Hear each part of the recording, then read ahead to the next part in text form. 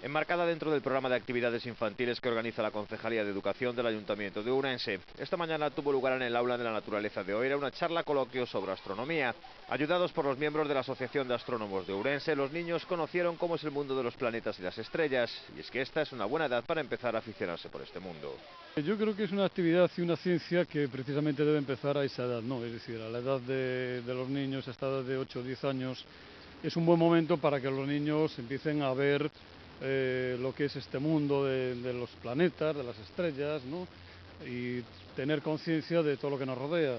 No simplemente se trata de decirles que tenemos una contaminación, que hay que cuidar los mares, que hay que cuidar el planeta, sino que también que conozcan un poco lo que es todo lo que relaciona nuestro planeta y el sistema solar. Bouxo Interesport copatrocina los deportes.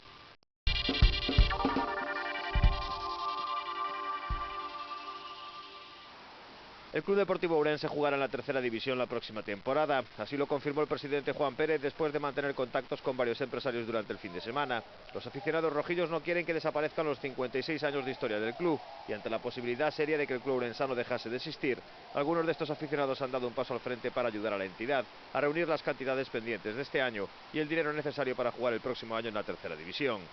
Francisco Romero ya ha recibido la orden de buscar jugadores para formar la plantilla, que tendrá entre sus efectivos a varios de los jugadores de este año.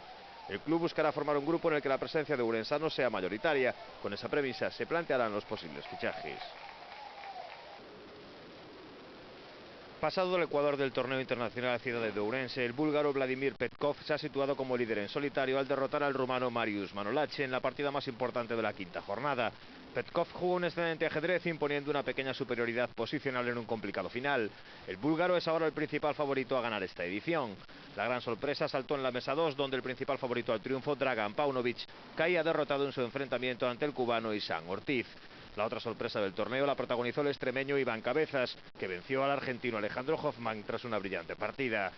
Entre los ourensanos destacaron las tablas que consiguió David Baltar ante el gran maestro ucraniano Sergei Krivoshev y el empate cosechado también por Manuel Vidal en su partida ante Pablo Almagro. El torneo entra ahora en una fase en la que se irán descartando definitivamente algunos de los principales favoritos.